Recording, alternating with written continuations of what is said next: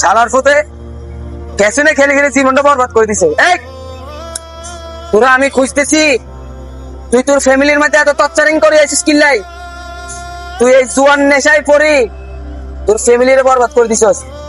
তোদের জায়গা সম্পত্তি যা আছে সব বেশি খেয়ে ফেলেছিস এই ক্যাসিনোর কারণে। আয় গ্রামবাসী তোর কাতিষ্ঠ হয়ে গেছে গা, এলাকার মানুষ ফোলাভাইন ছোট ছোট ফোলাভাইন এখন ক্যাসিনো খেলে, তোর এই জুয়ার আসক্ত দেখি তুই জীবনে শুধরাবি না। তুই মোবাইল টিপতেছিস, তোর মোবাইল আমি আসি দেখলাম ক্যাসিনো খেলাস। আয় আয় গ্রামের মানুষের কাছে তোর লয়ে জমাইছি। আয় তোর ফ্যামিলি আজকে বহুত বড় বিচার বসাইছে। আয় আয় শোন, তুই তোর ফ্যামিলির এত টর্চারিং করস কেন ক্যাসিনো খেলার জন্য? আর ক্যাসিনো খেলবি?